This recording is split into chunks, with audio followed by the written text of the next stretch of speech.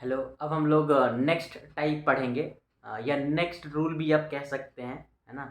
तो नेक्स्ट है हमारा, नेक्स्ट टॉपिक है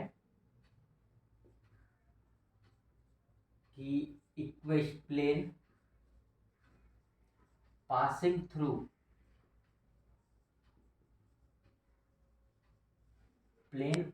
थ्रू टू गिवन पॉइंट्स। मतलब इस टाइम पे जो है ना, हमारा जो प्लेन है ना, दो पॉइंट से पास करेगा। इससे जस्ट पहले वाले में हम लोग क्या किए थे कि वो जो प्लेन था ना, वो एक पॉइंट से पास कर रहा था और दो गिवन प्लेन के परपेंडिकुलर था। यहाँ पे हमारा प्लेन दो पॉइंट से पास करेगा and perpendicular to a given plane. और एक गिवन प्लेन के है ना, क्या रहेगा, परपेंडिकुलर रहेगा। तो हमें ऐसे प्लेन की इक्वेशन को या ऐसे प्लेन की इक्वेशन को निकालना है। देखिए कैसे करते हैं। जैसे मान लीजिए कि ये हमारे पास प्लेन है, कि ये हमारा रिक्वायर्ड प्लेन है जिसका हम इक्वेशन निकालना चाहते हैं। और ये जो प्लेन है ना, दो पॉइंट से पास कर रहा है। मान लेते एक पॉइंट ए है और एक पॉइंट बी है। मान लेते हैं ये जो प्लेन है ना, दो पॉइंट से पास कर रहा है। एक पॉइंट ए है और एक पॉइंट बी है। मान लेते हैं इस पॉइंट ए का पोजीशन वेक्टर ए वेक्टर है और इस पॉइंट बी का जो पोजीशन वेक्टर है ना, वो बी वेक्टर है, मान लिया। और perpendicular to a given plane, और एक ऐसा प्लेन है ना जो इसके परपेंडिकुलर है। मान लेते हैं ये प्लेन है, ठीक है। मान लेते हैं कि ये प्लेन है, ठीक है ना, आपको स्ट्रेट लाइन दिख रहा है। चलो मान लेते हैं ये प्लेन है, ठीक है। और ये जो प्लेन है ना, ये प्लेन इस प्लेन के, इस रिक्वायर्ड प्लेन के क्या है, परपेंडिकुलर है। तो हमें इस प्लेन का इक्वेशन निकालना है। कैसे निकालेंगे? दो मेथड है, दो तरीके से हम निकाल सकते हैं। मेथड नंबर वन पहले बात करते हैं। मेथड नंबर वन,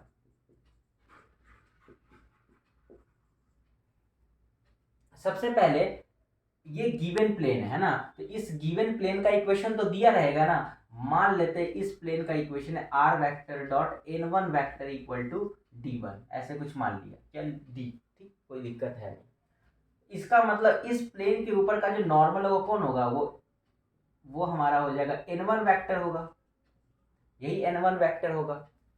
और ये है हमारा ए बी वैक्टर। मान लो ये ए बी वैक्टर है, मान लो क्या है ही ए बी वैक्टर, है ना। थोड़ा सा लाइन जो ना अच्छा नहीं दिख रहा है। ये है हमारा ए बी वैक्टर।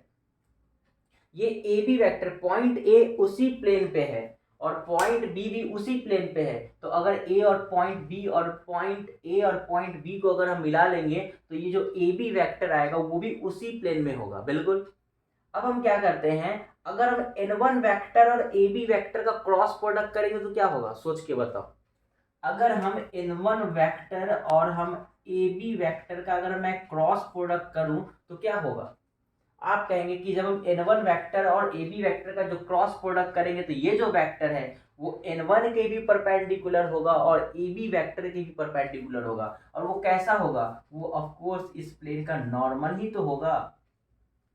वो ऑफ कोर्स उस प्लेन का नॉर्मल ही तो होगा, क्योंकि यही तो एन वेक्टर ऐसा है जो ए बी वेक्टर के भी परपेंडिकुलर होगा और उस नॉर्मल के भी परपेंडिकुलर होगा। इसका मतलब हमें कुछ नहीं करना था, इसके नॉर्मल को और ये जो पॉइंट ए और पॉइंट बी को जो हमने मिलाया है वो ए बी वेक्टर को अगर मैं क्रॉस प्रोडक्ट कर दूंगा तो इस प्लेन का, इस रिक्वायर्ड प्लेन का हमारे पास क्या आ जाएगा, नॉर्मल आ जाएगा। अब हमारे पास इस प्लेन का नॉर्मल पता है और हमें ये पता है, ये भी है कि ये पॉइंट कितने पॉइंट से पास कर रहा है। ऐसे तो हमें एक ही पॉइंट चाहिए, हमारे पास दो दो पॉइंट है। हम किसी भी एक पॉइंट से इक्वेशन लिख लेंगे, चाहे वो ए वेक्टर से लिख सकते हैं या फिर हम बी वेक्टर से भी लिख सकते हैं। अगर हम ए वेक्टर से लिखेंगे तो equation of a plane is, या अगर हम ए वेक्टर से लिखेंगे तो r vector dot n vector, n vector का काम यहां करता है n one vector cross a b vector, is equal to a vector dot n vector, यहाँ ए वेक्टर काम खुद ए वेक्टर कर रहा है, एन वन वेक्टर काम कर रहा है n one vector cross a b vector. आप कहेंगे सर आप ए बी वेक्टर को तो लिख ही सकते हैं क्या, एन वन वेक्टर है ही, ए बी वेक्टर को लिख सकते हैं हम b vector minus a vector, बिल्कुल लिख सकते हैं, is equal to a vector dot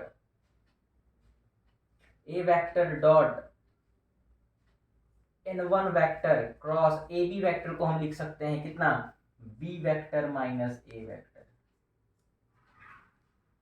इसको और हम सॉल्व कर सकते हैं, लिख सकते हैं r vector dot N one vector cross B vector minus a vector, या माइनस करेंगे तो प्लस हो जाएगा, प्लस कर देंगे तो ये आ जाएगा हमारे पास कितना, A vector cross N one vector, है ना, क्योंकि माइनस क्रॉस को चेंज करेंगे तो निगेटिव आ जाता है। ऐसे यहां हम कर सकते हैं ए वेक्टर डॉट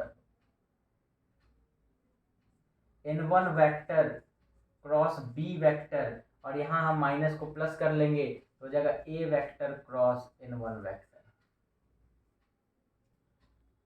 अब हम इसको डॉट को मैं से नीचे भेज सकते हैं, मतलब आर वेक्टर डॉट ये, तो इसको स्केलर ट्रिपल प्रोडक्ट, ये हमारा हो गया इक्वेशन। इक्वेशन तो यहीं पे खत्म हो गया था, हम बस ए बी वेक्टर का वैल्यू रखने लगे, है ना। ऐसे तो हमारा इक्वेशन यही हो गया। हमें तो क्या यूज करना है, हमें फॉर्मूला थोड़ी यूज करना है, हमें तो क्या करना है, प्रोसीजर समझना है, हमें तो प्रोसीजर यूज हम करेंगे। अब इसके बाद r vector n one vector b vector box में हम लिख सकते हैं plus r vector a vector n one vector भी लिख सकते हैं equal to a vector n one vector b vector plus a vector का तो 0 हो जाएगा, तो सिर्फ हमारा यहां तक आंसर हो गया।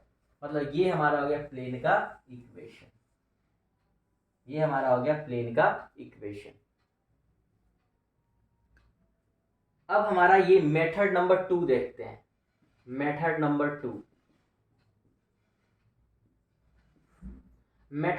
2 में हम क्या करने जा रहे हैं कि हमारे पास 2 पॉइंट है और हमें पहले से पता है कि अगर किसी भी प्लेन का एक पॉइंट से पास करता है तो उस प्लेन का इक्वेशन हम लिख सकते हैं। क्या लिख सकते हैं, a times x minus x1 plus b times y minus y1 plus c times z minus z1 equal to 0। तो यहाँ तो 2 पॉइंट है।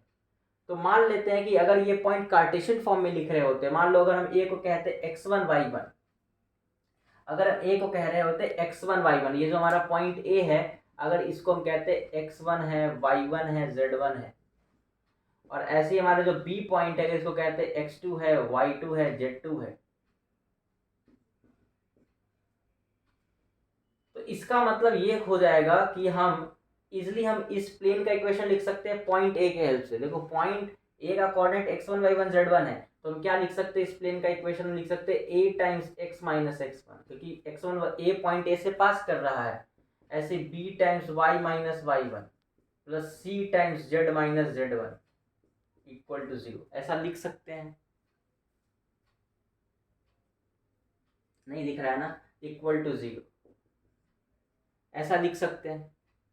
अब देखो ये ABC क्या है, आपको मैंने बताया था ये जो ABC है ना, इस प्लेन के नॉर्मल का डायरेक्शन रेशियो है। और तुम देखो कि एक चीज तो और पहले, अब एक चीज तो तुम समझ लो, ये तो तुम समझ गए। अब तुम एक चीज और देखो कि ये जो प्लेन पे है ना, इसी प्लेन पे पॉइंट B भी है हमारा। तो अगर इसी प्लेन पर अगर हमारा पॉइंट B है, तो ये जो पॉइंट B है इस प्लेन की इक्वेशन क्या करेगा, सेटिस्फाई करेगा। तो इसमें हम सेटिस्फाई करा सकते हैं। तो क्या आ जाएगा बताओ, a टाइम्स x के जगह पे हम लोग x2 रखने वाले हैं, x2 माइनस x1, b के y के जगह पे y2, तो b times y2 minus y1 plus c times z2 minus z1 equal to 0 कर सकते हैं ना ऐसे। अब आप देखो, अब हमें केवल और केवल ए बी सी का वैल्यू निकालना है। और वो ए बी सी कैसे निकलेगा, तो ये तो हमारा हो गया पहला नंबर इक्वेशन, है ना। मतलब ये पहला इक्वेशन तो हमारे पास यही है, इसको हमने पहला इक्वेशन माना, इक्वल टू 0 लिखा हुआ है यहाँ पे, ठीक है। ये इसको हमने पहला इक्वेशन माना, इस इक्वेशन को। अब तुम देखो ये जो ए बी सी है, ये जो ए बी सी है, ये ए बी सी क्या है, तो ए बी सी जो है ये डायरेक्शन रेशियो इसके नॉर्मल का है। तुमको पता है कि ये जो वेक्टर है, ये जो तुम देख रहे हो n1 वेक्टर जो देख रहे हो, ये n1 वेक्टर और ये वेक्टर मतलब इस प्लेन का जो नॉर्मल है n वेक्टर, तुमको पता है कि n वेक्टर जो है वो परपेंडिकुलर है n1 वेक्टर के।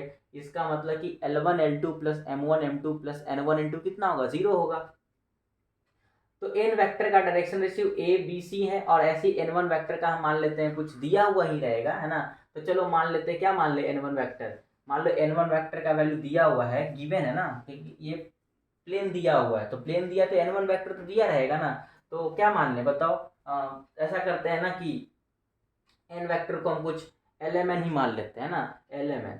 तो n1 वेक्टर का वैल्यू हमें कितना दिया हुआ है, हम यहाँ लिख दें, n1 वेक्टर हमारे पास दिया हुआ है L1 आई कैप प्लस M1 जे कैप प्लस N1 के कैप, ये हमारा दिया हुआ है क्योंकि प्लेन दिया हुआ है। तो हमारे पास सिंपली एक कंडीशन है AL1 प्लस कितना BM1 plus CN1 equal to 0।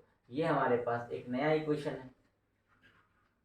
इसको हमने, इस इक्वेशन को हमने 2 माना और इसको मैंने 3 माना। अब तुम देखो तुम्हारे पास 2 इक्वेशन और 3 इक्वेशन, सेकेंड नंबर इक्वेशन और थर्ड नंबर इक्वेशन, इसको हम सॉल्व करेंगे। Solve second and third equation.